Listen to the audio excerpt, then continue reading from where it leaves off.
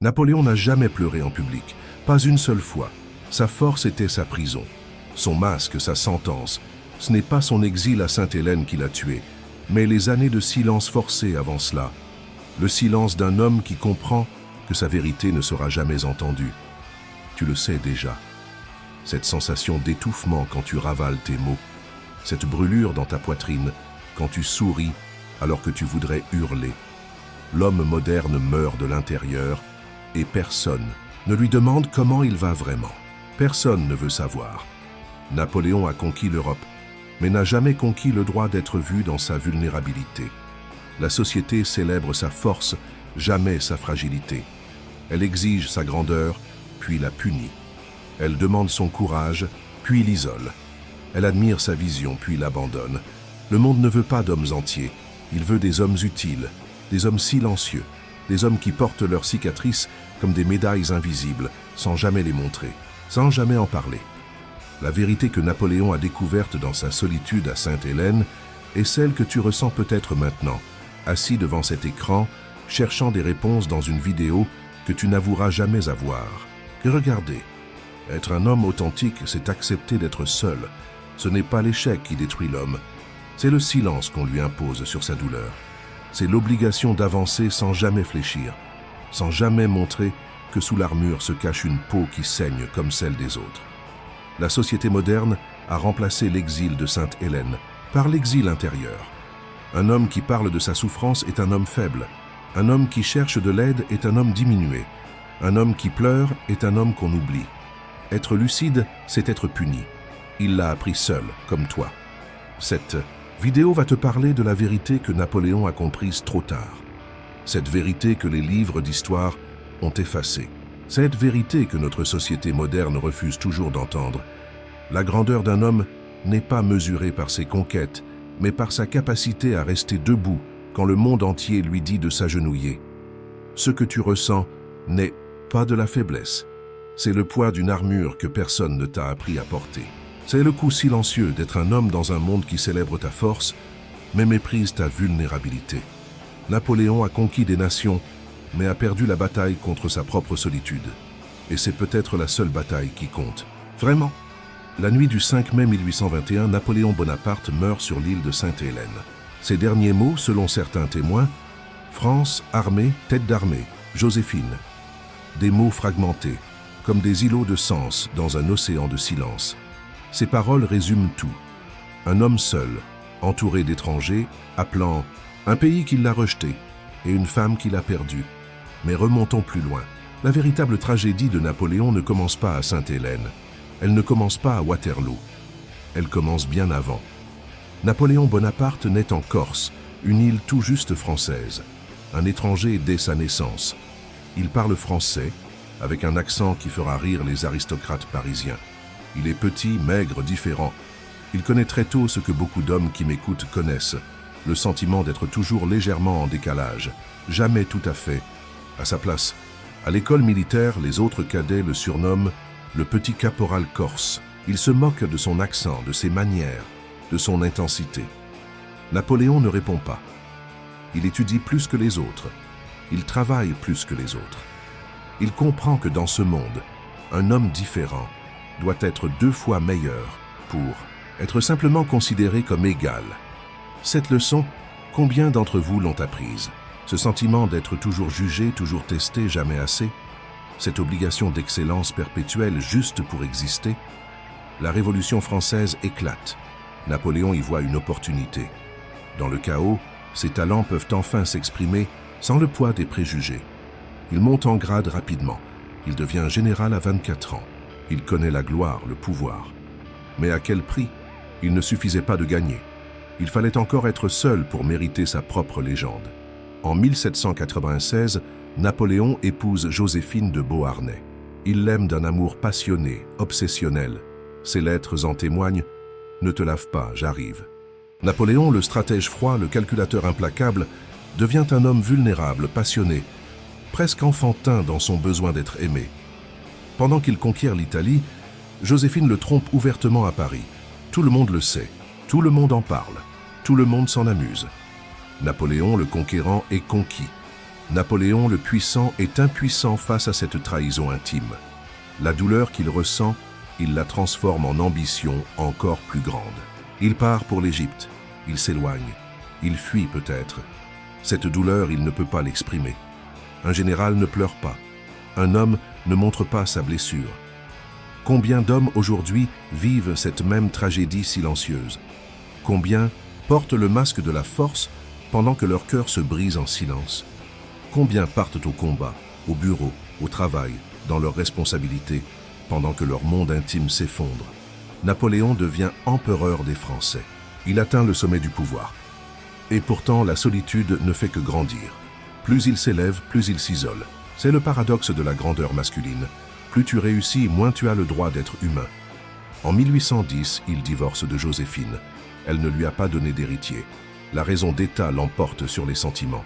Il épouse Marie-Louise d'Autriche. Un mariage politique, une alliance, pas une union de cœur. Napoléon sacrifie son amour sur l'autel de son ambition, ou peut-être de sa responsabilité. Le message est clair. Les sentiments d'un homme doivent toujours céder devant son devoir. Ses besoins personnels ne comptent pas. Seul compte sa fonction, son utilité. Cette leçon, la société continue de l'enseigner aux hommes. Ton bonheur est secondaire. Tes émotions sont un luxe. Ta valeur se mesure à ta productivité, à ta capacité à protéger, à pourvoir, à performer. Jamais à ta capacité à ressentir, à être. La campagne de Russie est un désastre. La grande armée est décimée. Pour la première fois, Napoléon connaît l'échec à grande échelle.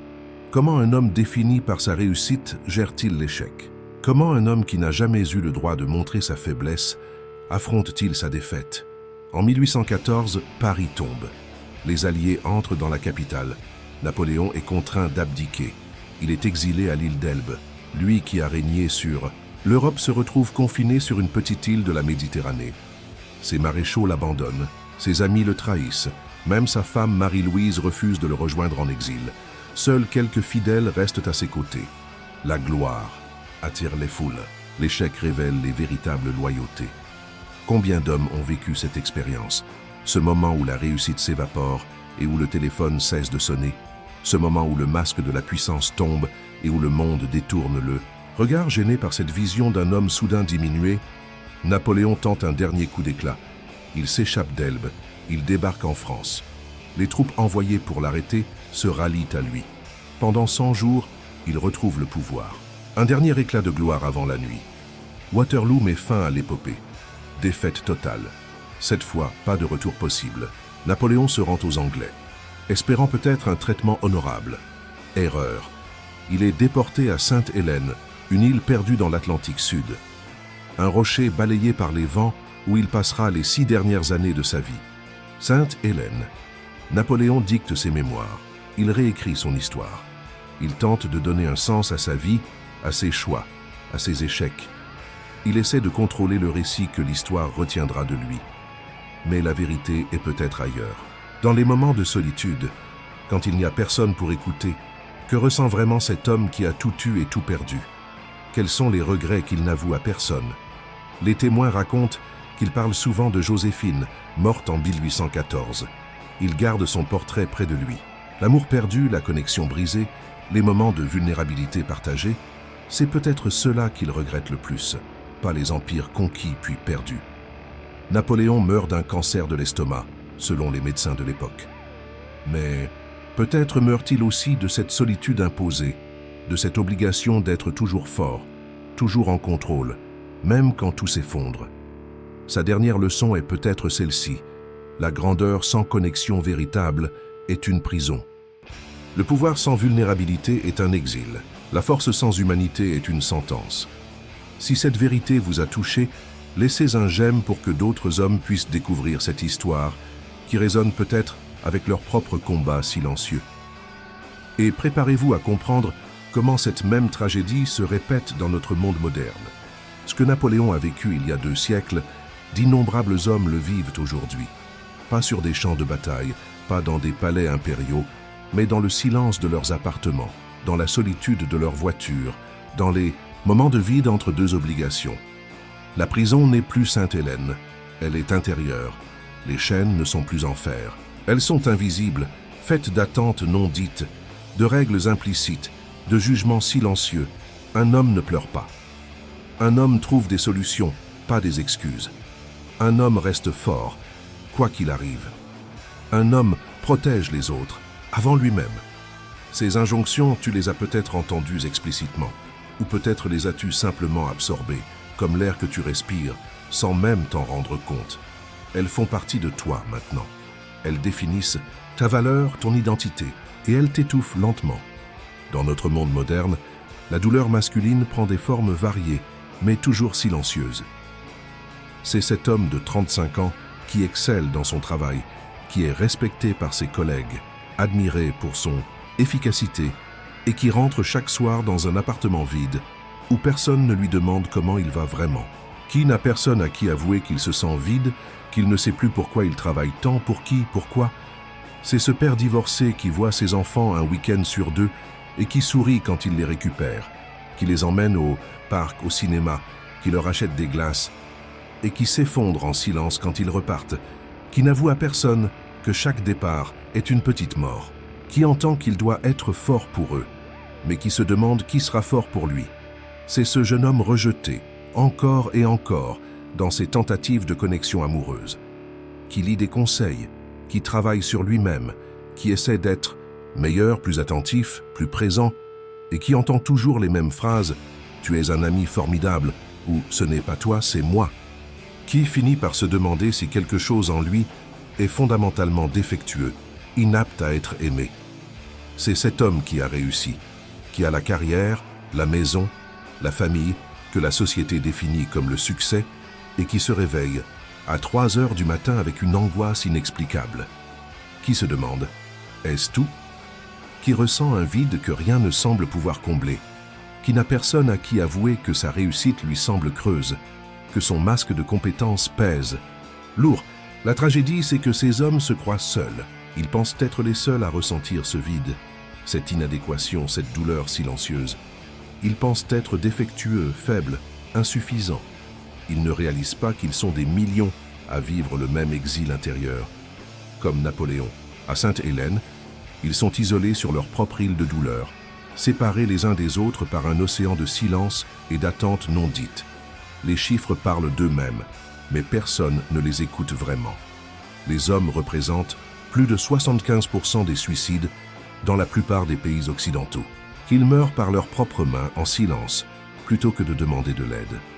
Les hommes sont majoritaires dans les statistiques d'addiction, alcool, drogue, jeux, pornographie, ces échappatoires temporaires à une douleur qu'ils n'ont pas le droit d'exprimer autrement. Les hommes meurent en moyenne plus jeunes que les femmes, en partie à cause du stress chronique qu'ils intériorisent, des émotions qu'ils répriment, de cette obligation perpétuelle d'être fort sans jamais fléchir. Et pourtant, quand ces statistiques sont évoquées, la réponse est souvent « les hommes devraient apprendre à demander de l'aide ». Comme si le problème venait d'eux individuellement, et non d'un système qui les a conditionnés depuis l'enfance à voir leur vulnérabilité comme une tare, leur besoin d'aide comme une faiblesse. C'est comme dire à un prisonnier « tu devrais apprendre à sortir de ta cellule » sans jamais mentionner que la porte est verrouillée, que les murs sont hauts, que les gardes sont vigilants. La vérité que Napoléon a comprise dans sa solitude forcée est celle-ci. Le système qui élève les hommes pour leur force est le même qui les punit quand cette force vacille. La société qui demande aux hommes d'être des rocs est la même qui les abandonne quand ils commencent à se fissurer. Et le plus cruel dans cette histoire, c'est que même la douleur masculine est jugée, évaluée, hiérarchisée. Elle doit correspondre à certains critères pour être considérée comme légitime. Un homme peut pleurer la mort d'un parent, d'un enfant. C'est acceptable pour un temps limité. Il peut exprimer sa douleur après une blessure physique grave, un accident, une maladie. Là encore, la société lui accorde un bref moment de vulnérabilité. Mais qu'en est-il de la douleur existentielle, de ce sentiment d'inadéquation chronique, de cette solitude qui ne vient pas de l'absence physique des autres, mais de l'impossibilité de se montrer pleinement, authentiquement, avec ses doutes, ses peurs, ses incertitudes. Cette douleur-là n'a pas de nom, pas de légitimité sociale. Elle doit rester cachée, comme un secret honteux, Un homme qui l'exprimerait ouvertement s'exposerait au mépris, à l'incompréhension, à l'impatience des autres. Ressaisis-toi. D'autres ont des vrais problèmes. Arrête de te plaindre. Alors il se tait, il sourit, il avance, il fonctionne, et il meurt à petit feu de l'intérieur. Napoléon, sur son rocher battu par les vents, a peut-être compris cette vérité fondamentale. La plus grande prison n'est pas celle que les autres construisent pour nous, mais celle que nous construisons nous-mêmes en acceptant les limites qu'ils imposent à notre humanité. La tragédie masculine moderne n'est pas l'échec, la défaite, la perte de pouvoir. C'est cette obligation d'être toujours fort, toujours en contrôle, même quand tout s'écroule. C'est ce déni forcé de notre propre vulnérabilité, de notre besoin fondamental de connexion authentique, de compréhension, de compassion. Napoléon a conquis des nations mais n'a jamais conquis le droit d'être simplement humain, avec ses faiblesses, ses doutes, ses besoins émotionnels. Combien d'hommes aujourd'hui vivent la même tragédie, à une échelle plus modeste mais tout aussi dévastatrice? La société parle beaucoup de masculinité toxique ces derniers temps, mais elle mentionne rarement la toxicité de ses propres attentes envers les hommes. Cette injonction contradictoire, sois fort mais pas trop, sois vulnérable, mais seulement de la manière que nous jugeons acceptable. Exprime tes émotions, mais pas celles qui nous mettent mal à l'aise. Comme Napoléon face à ses geôliers anglais, l'homme moderne fait face à un système qui prétend vouloir son bien, tout en le maintenant dans des limites strictes, arbitraires, déshumanisantes. La véritable libération masculine ne viendra pas d'un retour à une masculinité traditionnelle idéalisée, ni d'une adhésion aveugle aux nouvelles injonctions sociales. Elle viendra de la reconnaissance de cette douleur silencieuse, de sa légitimation, de son expression authentique. Elle viendra quand chaque homme comprendra qu'il n'est pas seul sur son île, que des millions d'autres ressentent la même douleur, le même vide, la même confusion, que ce n'est pas sa faiblesse personnelle qui est en cause, mais un système qui demande l'impossible, être inébranlable tout en restant humain. Si cette vérité résonne en vous, si vous vous reconnaissez dans ces mots, inscrivez-vous maintenant et découvrez dans notre prochaine vidéo comment transformer cette conscience en force véritable, comme Napoléon a transformé sa défaite en legs éternel. Que reste-t-il de Napoléon aujourd'hui? Des statues, des rues qui portent son nom, des livres d'histoire qui racontent ses batailles. Son corps repose aux Invalides, visité par des millions de touristes chaque année. Sa légende survit, mais l'homme réel a disparu. Ses doutes, ses peurs, ses nuits d'insomnie, ses moments de désespoir, tout cela s'est évaporé. Ne reste que le mythe, le conquérant, le stratège, l'empereur. C'est le destin de tous les grands hommes de l'histoire. On célèbre leurs accomplissements, jamais leur humanité. On admire leur force, jamais leur vulnérabilité. On étudie leurs décisions, jamais leurs hésitations. Et c'est peut-être la leçon la plus amère que Napoléon nous laisse. Le monde n'aime pas les hommes réels, complexes, contradictoires. Il préfère les statues, les symboles, les mythes simplifiés. Être vrai, c'est être seul. Mais c'est le seul combat qui vaille la peine. Dans notre monde moderne, cette vérité reste intacte. Un homme authentique qui montre sa vulnérabilité, qui exprime ses doutes, qui admet ses peurs, est un homme qui dérange, qui met mal à l'aise, qui brise le pacte tacite de la masculinité. Je ferai semblant d'être fort si tu fais semblant de croire que je le suis.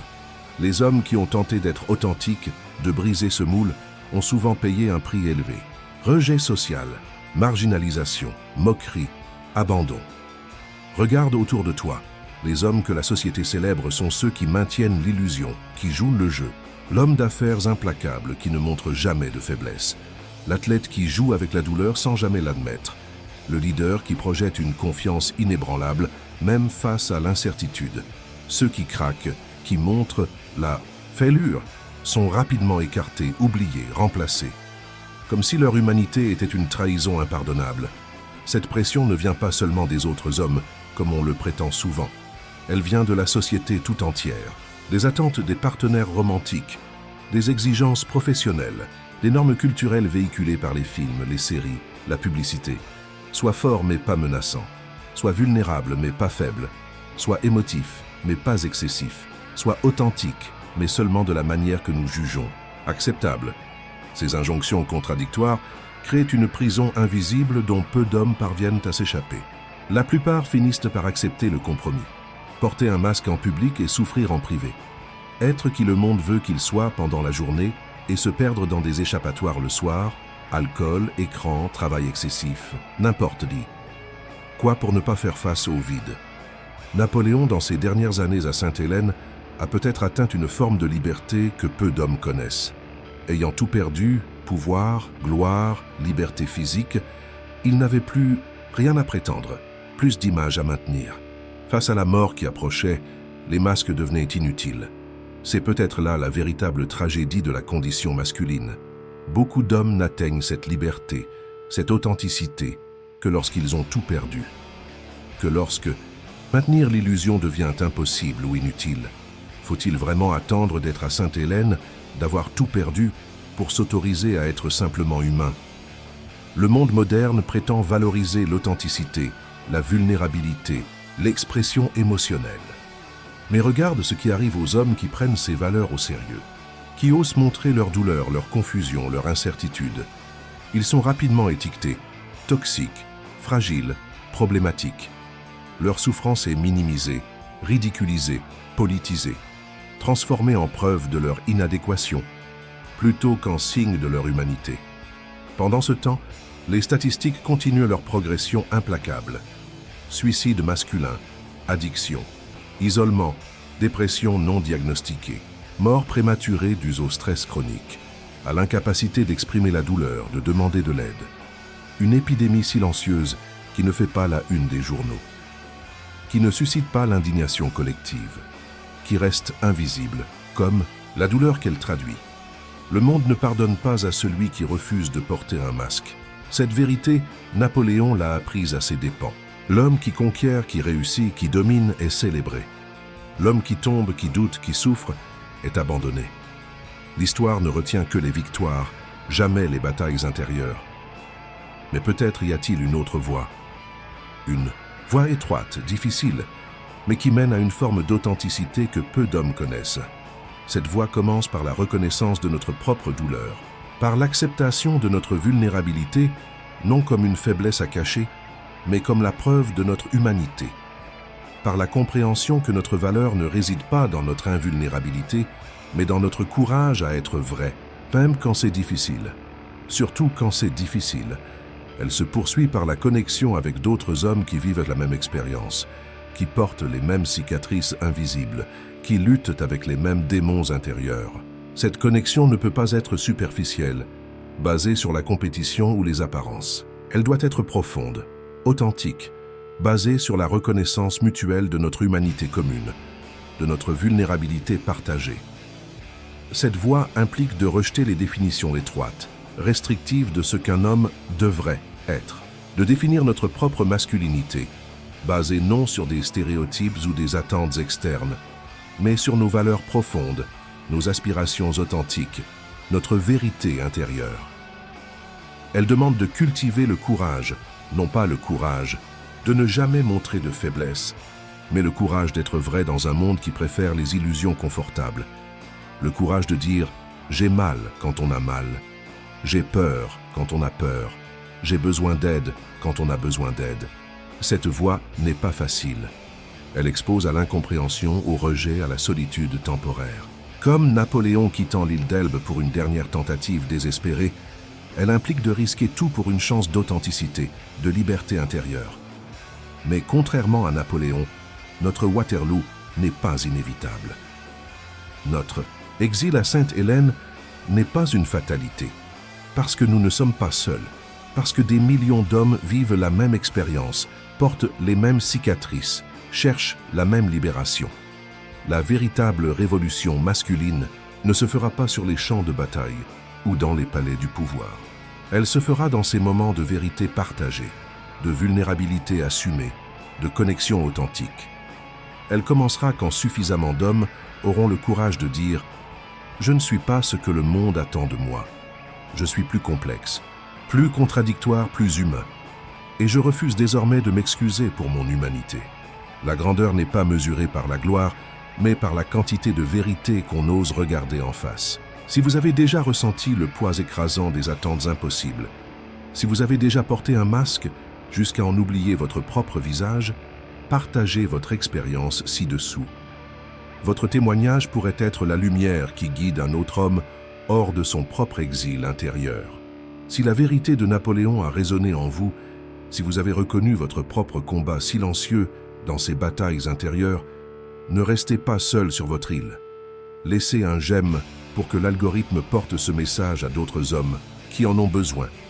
Votre simple clic pourrait être le premier pas vers la libération d'un homme prisonnier de son silence. Abonnez-vous à cette chaîne pour explorer d'autres vérités que l'histoire a tenté d'effacer. D'autres leçons que les grands hommes ont comprises trop tard, souvent dans la solitude et l'exil. Activez la cloche pour ne manquer aucune vidéo. Chaque notification pourrait être l'occasion de comprendre une part de vous-même que le monde vous a appris à ignorer. Commentez ci-dessous. Quelle est votre propre Sainte Hélène?